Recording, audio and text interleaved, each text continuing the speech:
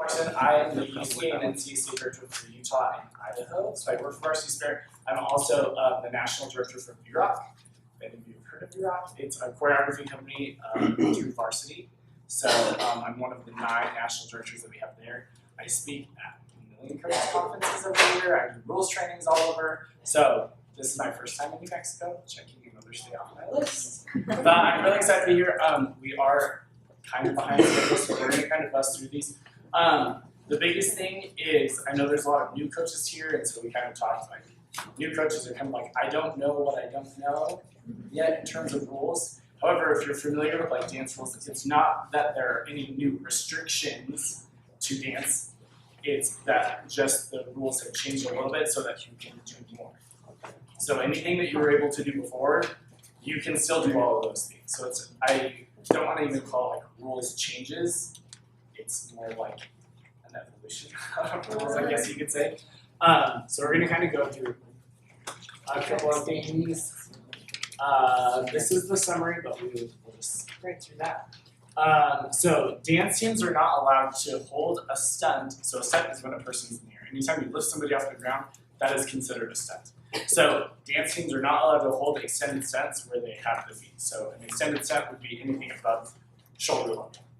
So this is, if you're looking in the rules, anytime you're reading the rules, this is considered prep level. So if I have a top girl or a dancer, and I'm holding her feet and she's here at this level and her head's up here and I'm holding her feet, that's considered prep level, shoulder level right here. So dancers can't hold someone in an extended level.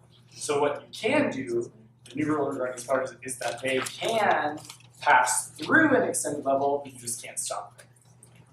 That makes sense. So example being a dancer, she like jumps in, I'm holding her feet, we have 2 people or 3 people holding her feet. We can now like take a dip and do what in the cheer terms they call it a show and go. So they dip and they extend through, their arms do extend and they break right back down. That's passing through an extended level, it's not stopping at the extended level. So does that kind of make sense for everyone? Yes. Okay, perfect. Preps where, oh, can you just explain all that. So spotting stunts, a spotter is required for extended stunts or transitions that stop at an extended position. However, that doesn't matter for you because you can't do that anyways. That's pretty much the whole thing. Is there any questions about that? Okay. So there's a difference between inversions and rolls and flips. We're not going to talk about flips because dance teams aren't allowed to do flipping pyramids. That's when a top girl's raised by 2 people in the air and then the bases throw her and she does like a front flip or a back flip. You'll see cheer teams doing that all the time. Dance teams cannot do that, but there's a difference between an inversion and then a roll. So inversions is when a person, a dancer, is held upside down, pretty much. So she's held upside down, and then it goes from the upside down position to a non-inverted position. So she's inverted, she stops, she's here, and then the bases either throw her or something, and then she goes to a non-inverted position. So that is an inversion. A roll would be, you're connected to somebody on the ground and then you do what would appear as a flip, but it's not a flip because she's connected and then it rolls over. So dance teams are allowed to do both of those things.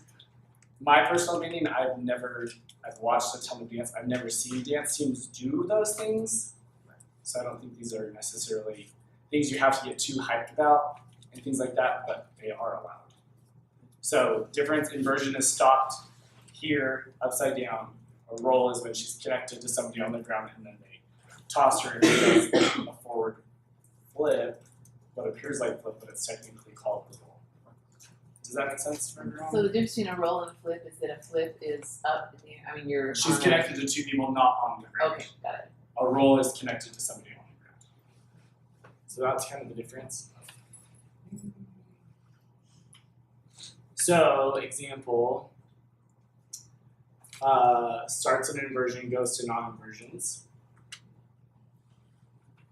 Inversions may not be released in dance. So like if you take a dancer from the bottom, like if Tyler was my dancer, and we lifted her up and she did a handstand, I couldn't pop and release her and have her flip forward, but I could just roll her down. That makes sense. A brace roll, let's see. So a brace roll maintains connection with the person on the ground while passing through the inversion position. So like we just talked about. And then brace flips. Those are prohibited. Does everyone understand kind of the difference between the three? Sounds like, I'm sorry I don't have like a demo to show you. If I had demos to show you, it might make more sense. But if you have questions, feel free to talk to me about after. So suspended rolls, so kind of like the same thing, is if you have two people on the ground. Actually, can I borrow you for a second? You don't have to do it. And then Tyler. So kind of, you've seen, this is like the one inversion or roll that I see a lot of in dance. So if we're like here and we're holding her hand, she's gonna be like our dancer that we're gonna flip. We're holding her hands and she can flip backwards or she can flip forwards. Kind of like if she has somebody else like kind of doing a toe pitch and she kind of kicks and flips and does like a back layout, but she's bracing. That would be considered like a suspended roll on the ground. So that's what that's talking about. So you are allowed to do those things. And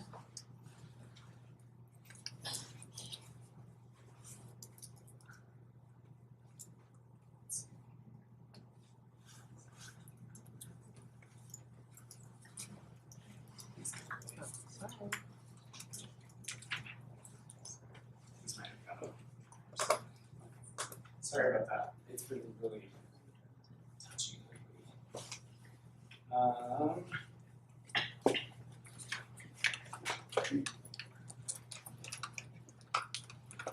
Any questions? Do you guys have any rules questions like right out the gate? Like anything that you've seen that you're kind of wondering about? Okay, so one thing is that the word static has been removed from the rulebook. So if you've ever read, so static means like stopped, like in a stop position. So static was more towards like the inverted, like for inversion. So if you went upside down, before you had to stop at the inversion, before you could kind of roll it over. Now you can take a dancer, if she's like laying on her stomach and you have faces or other dancers holding her up, and you can kind of roll her over. She passes through the inversion position and it kind of flips over like that. And then you just kind of hold on the whole time because you can't like pop and release her. So that is kind of a new thing this year as well. Inverted stunts, I think this is probably the biggest thing for you guys. Inverted stunts, it's a clarification from last year. So if a dancer is up, we'll say off the ground, and we want to do like an inversion down, like she wants to like do a cartwheel out or anything like that, you have to make sure that you have the right amount of spotters. So if I pick the dancer up and then I bring her down to this level, like to my waist level here, I only need one person to spot the head and do the dismount. Like if she's gonna invert or cartwheel down and things like that, you only need one person to protect the head, neck, and shoulders. So an example would be if she's on like a shoulder sit, so pretend there's somebody on my shoulders or I have someone there on shoulders, I can grab as a person or as a spot, I can grab her shoulders and I can like cartwheel her down to the floor. You only need one person for that because shoulder, if she's sitting on my shoulders or she's below my waist, then that's where you only need one. So one person do that. If I'm holding her feet and her head is up here because I'm holding her feet so she's at that prep level, then if you were to do any kind of dismount like that, then you would need two spotters. So one, if she's sitting on my shoulders or she's standing like at thigh level, you need one. If she's standing in my hands at prep level, then you would need two to kind of do like some kind of cartwheel dismount. So there could be two extra people standing here, someone's facing me, the stunt's here, and she can kind of cartwheel down and we can grab her, lower her. So just be aware, if you're going inverted, that you just have the right amount of spots. In lifts, again, I've just seen like dancers do a lot of lifts and coming down, but make sure there's also no popping or releasing the dancer from an inverted position. It just kind of has to roll down. Is that helpful to everyone? Okay. Yeah, I'm just kind of reading them off.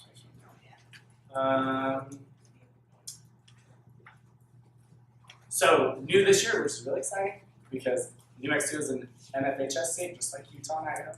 So we're good with it. This year, if you're doing palms or using palms, you can do aerials and you can do standing tucks with palms. Before you have to like drop them down and then do it and then do some kind of thing to come back and pick them back up. This year you can hold them and you can do it. Just So regular old palms or hands free? I don't think it matters. Palms can be in You their can- hands for aerial. Palms can be in your hands for aerials. In their hands.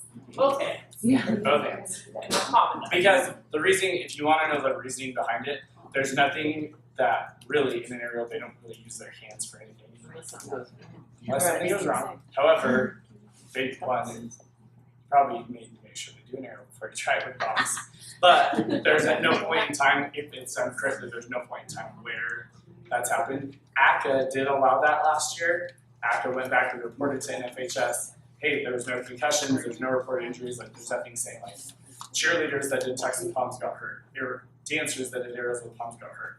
There was nothing, so Nfhs said, okay, great, boom, we'll allow it. So now it's free reign for all of us. So it's pretty exciting. I would say those are really the only big rule interpretations for you guys this year. So again, you can pass through the extended, you can't stop at the extended, and then same thing just with the inversions. Make sure you have the right amount of spotters if you're going from a stunt in the air, you're holding a dancer in the air, and then dismounting to the ground. Just really watch those. Honestly, those are the only things. If you're ever questioning rules, or if you just want someone to watch a lift or anything that you are doing, never be afraid to send it to somebody. Like, don't be scared to send it to Tyler and ask, or send it to a rules person to ask. And Vanessa is our rules interpreter, as most of you know. So that is a great place to start as well. Always question, don't wait till the competition for it. And don't be those coaches, I'll just say, don't be those coaches that are like, no one's seen my routine before your performance. Like, we're trying to be this secret thing, and we're doing this like, as a coach, I would tell you to get as many eyes on whatever you're doing as possible and get as much feedback on as many things as possible, especially if you're doing an inversion or you're doing some type of stunt or some type of lift in your routine. Get as many eyes on it as possible so then you're comfortable going into it like, hey, you know what, we're good. Like, there's no question about what we're doing, if it's legal or not, and things like that, just because it's going to help you in the long run, it's going to help your kids in the long run, and everyone will feel more comfortable. So, sorry I had to speed through all of this, but thank you so much. And if you guys have any questions, I'll be here all day till the end. So, I just have a comment, Yeah. sort of on page 82 of the rule book, it's the same as it was last year. It discusses footwear that's in dance. It discusses certain things that you can and cannot do depending on the style of dance shoes you're wearing. But the image shows shoes that a lot of us use, and it says underneath it, illegal. And I actually had a problem with a judge last year who only saw the thing that says that these are illegal and wouldn't acknowledge that it was illegal. Yeah. so So the only reason I'm bringing this up is that I think everybody needs to be aware that there are judges, I think specifically non-dance judges, who are So it's reading pretty much that. saying like these dance shoes, well, I guess this is probably what it is. So these dance shoes cover the whole foot. Like, and Right. these dance shoes, like, it's just a toe. Like, right. So it's just a toe covering, and this is just like the heels open on both. yeah, but the point is that the two on the bottom are, or at least the ones on the left there, are legal as long as you don't do the stuff that's listed in the small print above. But the way that that page looks, it makes it look like the shoes themselves straight up are illegal. Oh, yeah. And I had a I problem with a judge who didn't understand the dance terminology at the top there. Because you have to, if you're doing stunts or lifts, they have to be fully It's- covered. If they're not, Right. So then they. the only reason I'm pointing this out is maybe So it would that's help like a somebody judge's. else. That's a judge's. Yeah. Yeah. Thank you. What we'll do is we'll add that to the judges clinic to make sure, Vanessa, you have that, to make sure it's on the judges. Good question. Thanks. Okay, I'm gonna run Okay, down to the great. stuff. If you guys have any questions, please feel free to stop me. But thank you.